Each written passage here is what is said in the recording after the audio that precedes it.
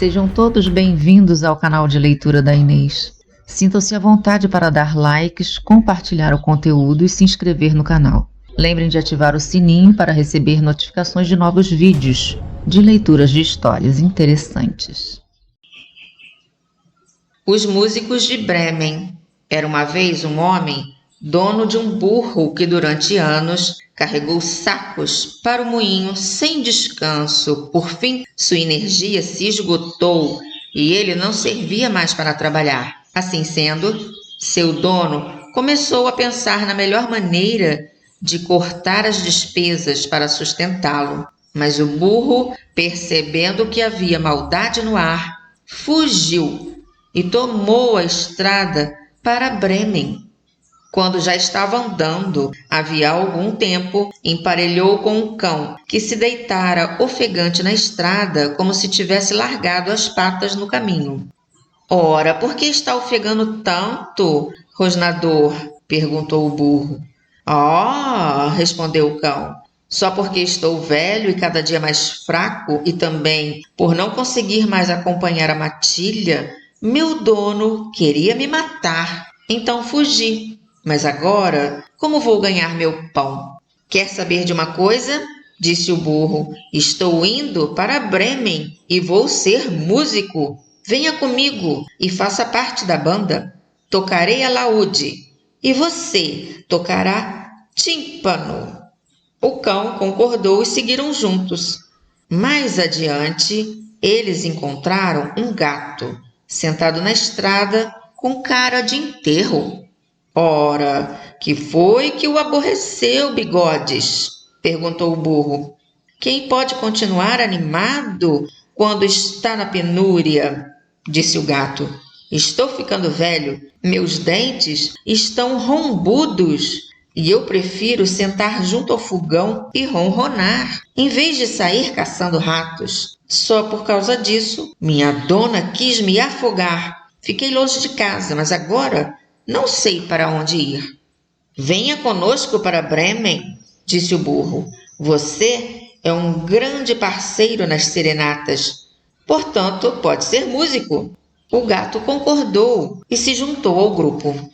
Em seguida, os fugitivos passaram por um quintal, onde um galo estava sentado à porta do celeiro, cantando a todo volume.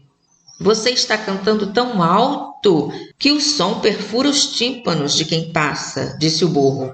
O que aconteceu? Ora, não é que eu não tenha profetizado bom tempo para o dia da Anunciação, quando Nossa Senhora lava a roupinha do menino Jesus e quer secá-la.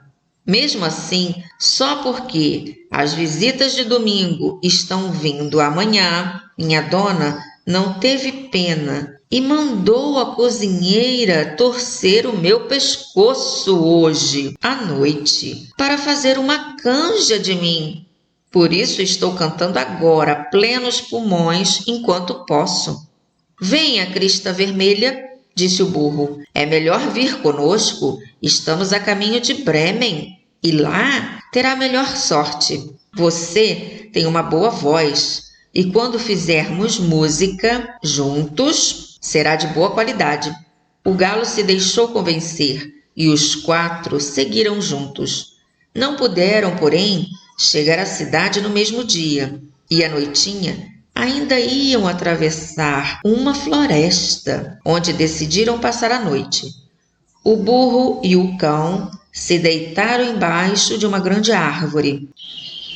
O gato e o galo se acomodaram nos ramos, com o galo voando até o alto da árvore, que para ele era o lugar mais seguro. Antes de dormir, ele olhou mais uma vez a toda a volta, em todas as direções.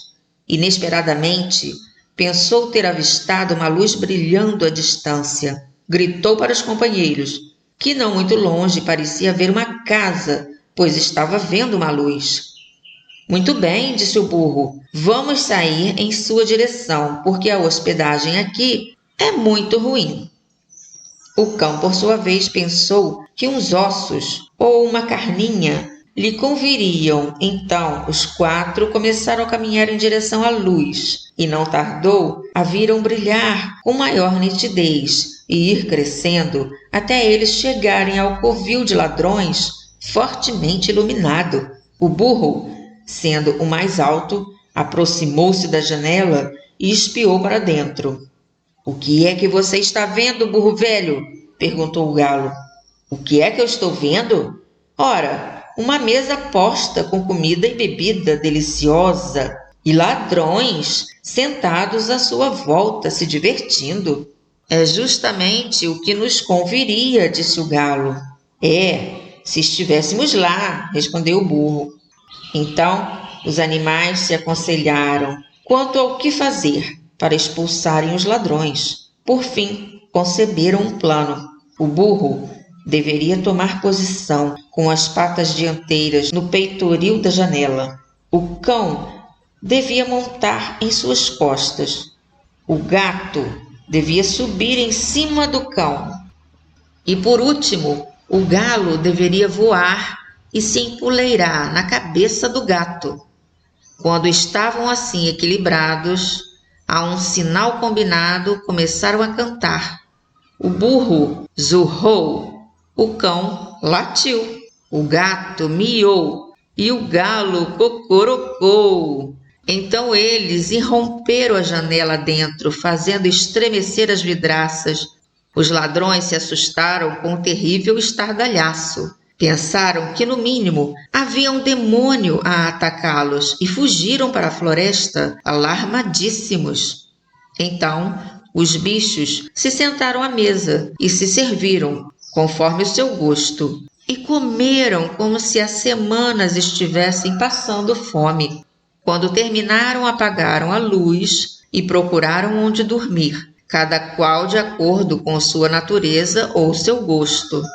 O burro se deitou em um monte de esterco, o cão atrás de uma porta, o gato no fogão atrás das cinzas quentes, e o galo voou para as traves. E como estavam cansados da longa viagem, não tardaram a dormir. Depois da meia-noite, quando os ladrões viram de longe que a luz não estava mais brilhando e que tudo parecia quieto, o chefe do bando disse: "Não devíamos ter nos apavorado com um alarme falso", e mandou um dos ladrões ir examinar a casa. Encontrando tudo silencioso, o mensageiro entrou na cozinha para acender uma luz e, pensando que os olhos faiscantes do gato fossem carvões em brasa, aproximou um fósforo deles, mas o gato não estava para brincadeiras. Saltou no seu rosto, bufou e arranhou. O homem se apavorou e fugiu. Ele tentou sair pela porta dos fundos, mas o cão, que estava deitado ali, se assustou e mordeu sua perna. Quando passou por cima do esterco na frente da casa, o burro lhe deu um bom coice com as pernas traseiras, enquanto o galo, que acordou com a barulheira muito descansado e alegre, gritou do seu puleiro: "Cocorocó!" Diante disso, o ladrão voltou para o chefe o mais depressa que pôde e disse: "Tem uma bruxa sinistra na casa que me soprou, me arranhou com suas unhas compridas. Atrás da porta tem um homem armado que me esfaqueou. No quintal tem um monstro negro que me golpeou com um porrete. No telhado está sentado um juiz que gritou: 'Tragam o tratante aqui!'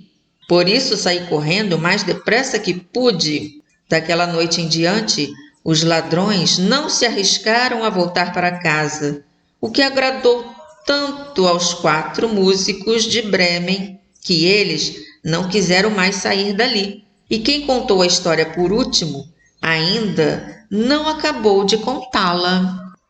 Fim.